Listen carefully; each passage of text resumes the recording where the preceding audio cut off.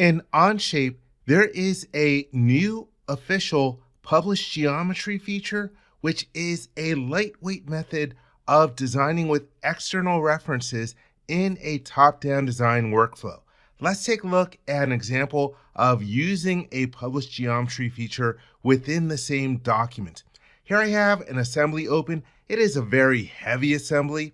I have a few components transparent so that you can see the instances inside, and there is a lot of detail. This is a very heavy assembly, but I need to design some new components for the manifolds, and I want to reference some of the geometry here.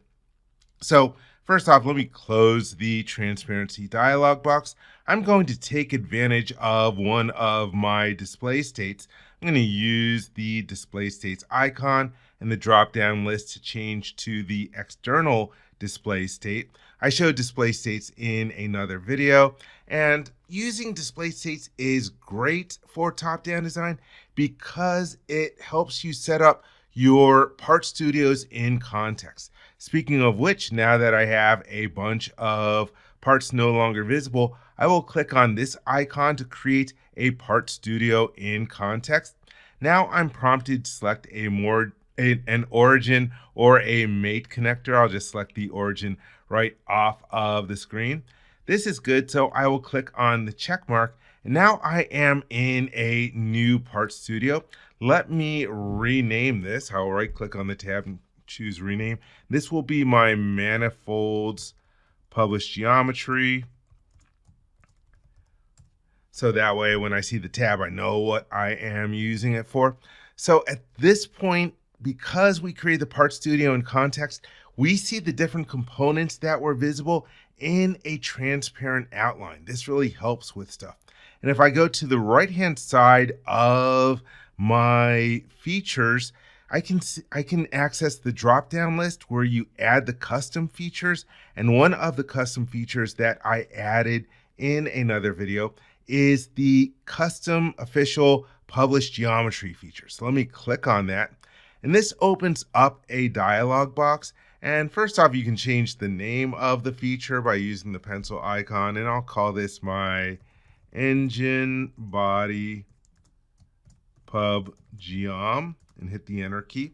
And then you can add in a name for the published name.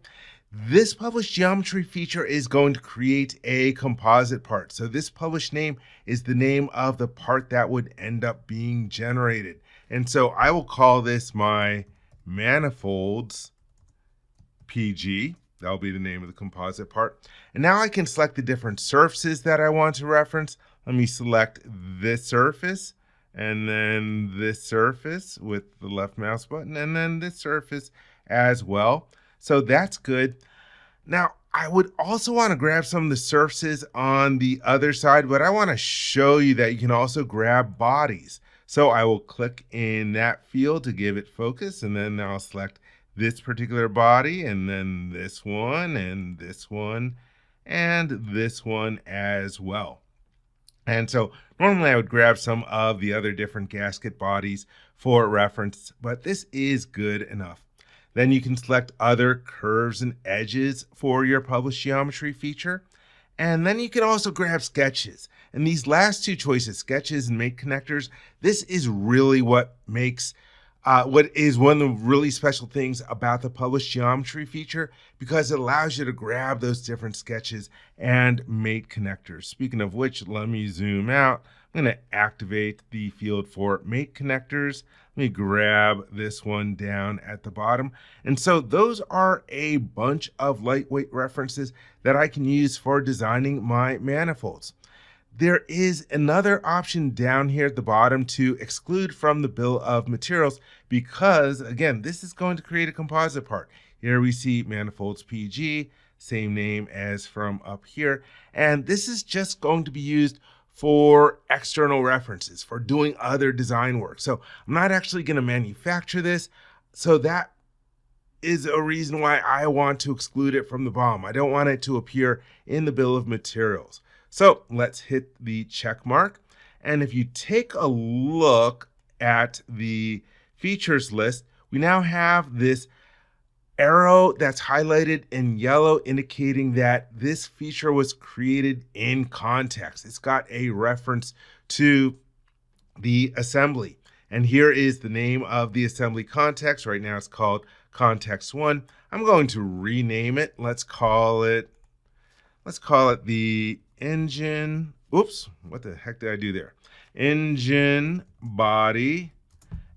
And let's call this external because I'm using the display state for external components. That way I know exactly what this context is used for. So anyhow, I've created my new composite part. In the dialog box up here, we can choose to insert and go to assembly. So we're going to put this composite part for the published geometry back in the assembly. It opens up the dialog box where we could select other components to put into the engine body, but this is good for now. Let me hit the check mark and let me bring my instance list back. Here we have that published geometry. And now I can go to another part studio. Here's a part studio that is empty. And I'm going to derive that published geometry feature into this part studio. And that way it'll be very, very light in terms of references. So let's go to the derive command. By the way, I also showed this in another video. Let's select our part studio. And again, in this video, I'm just using the external references within the same document. In another video, I'll show you how to do this from other documents. Let me expand the name of the part studio. And here is the name of the composite part.